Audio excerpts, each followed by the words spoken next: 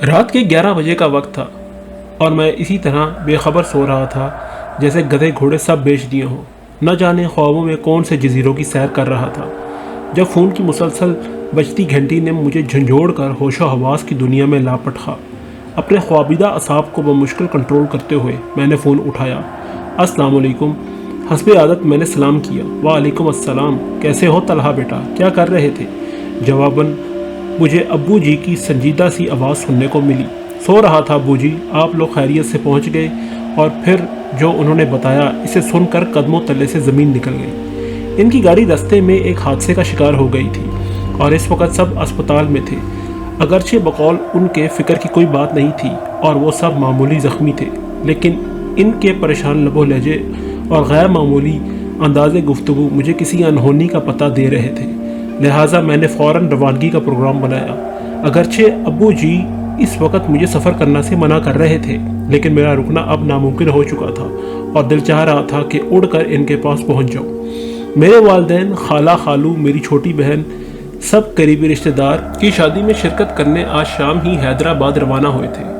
میں اپنے امتحانات کی وجہ سے گھر پر رک گیا تھا۔ میری خالہ اور خالو ہمارے گھر سے 2 گلیاں چھوڑ کر ہی رہتے تھے اور ہمارے ان سے بہت خوشگوار مراسم تھے۔ خالہ خالو نہایت شفیق اور پرخلوص اور زندہ دل تھے۔ اللہ تعالیٰ نے ان کو ہر دنیاوی نعمت سے نوازا ہوا تھا سوائے اولاد کے، لیکن انہوں نے اس کمی کو اپنی زندگی کا روگ بنانے کے بجائے تقدیر کا لکھا جان کر اس سے سمجھوتا کر لیا تھا۔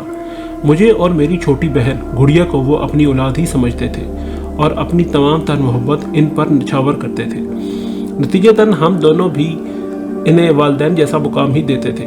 میں نے رات بھر جاگ کر پیپرز کی تیاری کی تھی۔ پیپرز کے بعد جب میں گھر آیا تو سب کے ساتھ اتنا مصروف تھا کہ وقت گزرنے کا پتہ ہی نہیں چلا۔ شام کو جب سب مجھے ڈھیرے ہدایتیں دے کر روانہ ہوئے تو میرا تھکن سے برا حال تھا۔ رات کا کھانا کھا کر نماز ادا کرتے ہی مجھ پر نیند کا شدید غلبہ ہوا کہ لمحوں میں غافل ہو گیا۔ فوراً ہی تیار ہو کر روانہ ہو گیا۔ والد سے میں نے اسپتال کا ایڈریس لے لیا تھا۔ تقریباً 3 گھنٹے کا سفر تھا۔ جب میں گھر سے روانہ ہوا تو ہلکی ہلکی بوندا باری شروع ہو چکی تھی۔ کراچی کی راتیں تو جاگتی ہیں، لہٰذا کافی دیر تک مجھے تنہائی کا احساس نہیں ہوا۔ راستے روشن تھے اور لوگ بھی گھومتے پھرتے نظر آ رہے تھے۔ آدھے گھنٹے بعد بوندا باندی ہلکی اور موسلا دھار بارش میں تبدیل ہو چکی تھی۔ اب تک میں شہر میں کافی دور آ چکا تھا، لہٰذا ٹریفک بھی بہت کم ہو گیا تھا۔ کبھی کبھار کوئی اکا دکا گاڑی نظر آ جاتی تھی۔ اگرچہ گاڑی کے وائپرز مسلسل چل رہے تھے، لیکن تیز بارش کے باعث باہر دھندلا سا نظر آ رہا تھا۔ تھوڑے تھوڑے فاصلے پر لگے اسٹریٹ لیمپ اپنی مدھم سی روشنی سے تاریکی کو شکست دینے کی ناکام کوشش کر رہے تھے۔ سڑک کے دونوں طرف گھنے درختوں نے رہی سہی روشنی کو بھی نگل دیا تھا۔ اگرچہ میں فطرتاً کافی دلیر اور نڈر تھا، لیکن تنہائی اور تاریکی کی ہیبت مجھ پر طاری ہوتی جا رہی تھی اور میں سفر کے بخیریت تمام ہونے کی دعا کر رہا تھا۔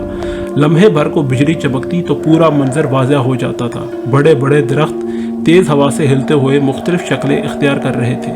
کبھی کبھی تو یوں لگتا جیسے خون اشام چڑیلیں مجھے اشارے سے اپنی طرف بلا رہی ہوں۔ اچانک بجلی کی چمکی سڑک پر عین درمیان میں ایک انسانی ہیولا کھڑا ہوا نظر آیا، جو زور زور سے ہاتھ ہلا کر گاڑی روکنے کی استدعا کر رہا تھا۔ پہلے تو میں اسے کوئی چور اچکا سمجھا جو مجھے روک کر لوٹنا چاہ رہا تھا۔ پھر اچانک میرے ذہن میں بچپن سے سنی ہوئی وہ تمام ڈراؤنی کہانیاں دوڑ آئیں جن میں آسے مختلف روپ اختیار کر کے مسافروں کو تنگ کرتے ہیں۔ یہ سوچ کر میرے رونگٹے کھڑے ہو گئے۔ ایک خیال یہ بھی تھا کہ شاید کوئی ضرورت مند ہو جو رات کے اس پہر مدد کے لیے کھڑا ہو۔ بہرحال جب میں جلد و جلال کا ورد کرتا وہاں پہنچا تو یہ دیکھ کر اپنی آنکھوں پر یقین آنا مشکل ہو گیا کہ وہاں کوئی انسان تو کیا، کوئی چڑیا کا بچہ تک نہ تھا۔ میں نے ہر طرف بغور دیکھا، لیکن چاروں طرف تنہائی اور سناٹے کا راج تھا۔ خوف سے میرا برا حال ہو گیا اور میں اندھا دھند گاڑی بھگاتے ہوئے چلا گیا۔ ابھی میں تھوڑی ہی دور گیا تھا کہ اچانک کسی نے پیچھے سے میرے کندھے پر ہاتھ رکھا۔ میرا اوپر کا سانس اوپر اور نیچے کا سانس نیچے رہ گیا اور دل طوفانی رفتار سے دھڑکنے لگا۔ بمشکل میں نے پیچھے مڑ کر دیکھا تو مجھے یوں محسوس ہوا جیسے پچھلی سیٹ پر بالوں کا ایک بہت بڑا سا ڈھیر دھرا ہوا ہے۔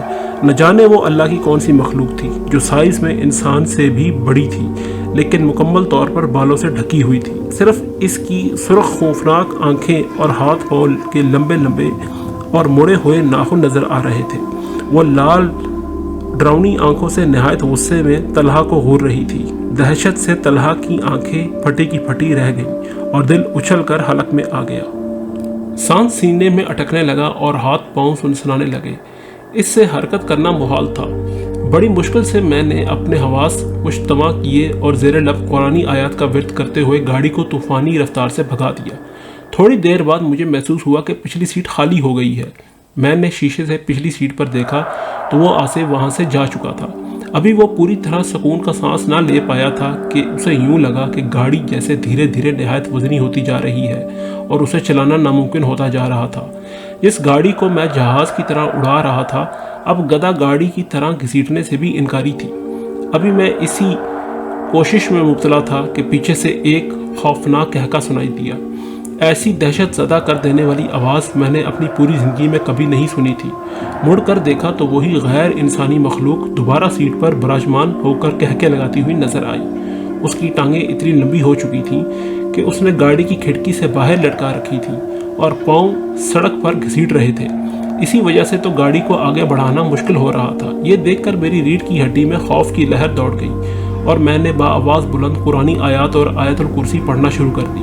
تھوڑی دیر بعد گاڑی پھر ہلکی ہو کر تیزی سے رواں دواں ہو گئی۔ اس کے بعد گاہے بگاہے یہ تماشا چلتا رہا۔ کبھی وہ بلا پیچھے کبھی آگے میرے ساتھ والی سیٹ پر نظر آتی، کبھی کہکے لگانا شروع کر دیتی اور کبھی نہایت غصے سے مجھے گھورتی رہتی۔ میں نے دعاؤں کا ورد جاری رکھا اور تیزی سے گاڑی کو بھگاتا رہا۔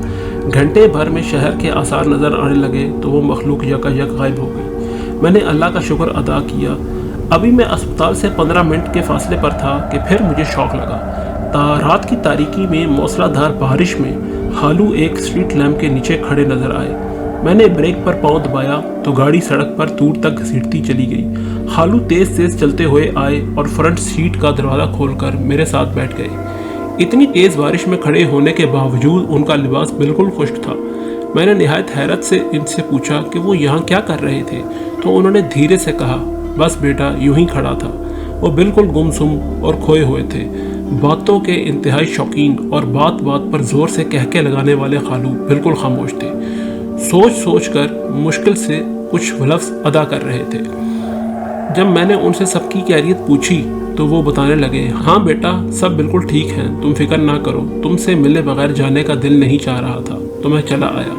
میں حیرت سے سوچنے لگا کہ وہ کہاں جا رہے ہیں، لیکن ان کی حالت دیکھ کر میں نے مزید پوچھنا مناسب نہ سمجھا۔ مجھے لگا کہ ایکسیڈنٹ نے ان کے حواس کو متاثر کر رکھا ہے۔ میں خود بھی اسپتال پہنچنے کی جلدی میں تھا، لہٰذا خاموشی سے ڈرائیو کرنے لگا۔ جب پارکنگ میں پہنچ کر میں اترنے لگا تو یہ دیکھ کر میری سیٹی گم ہو گئی کہ برابر والی سیٹ بالکل خالی تھی۔ میں تیزی سے اسپتال کے اندر داخل ہوا تو سامنے ہی میرے والد نہایت دل گرفتہ حالت میں کھڑے نظر آئے۔ میں خالو کے بارے میں بتانا چاہتا تھا لیکن وہ خاموشی سے تیز تیز چلتے ہوئے مجھے اندر لے گئے۔ کمرے کے اندر کا منظر دیکھ کر مجھ پر سکتہ طاری ہو گیا۔ سامنے ہی بستر پر خالو کی لاش رکھی تھی جو روڈ ایکسیڈنٹ میں موقع پر ہی دم توڑ چکے تھے۔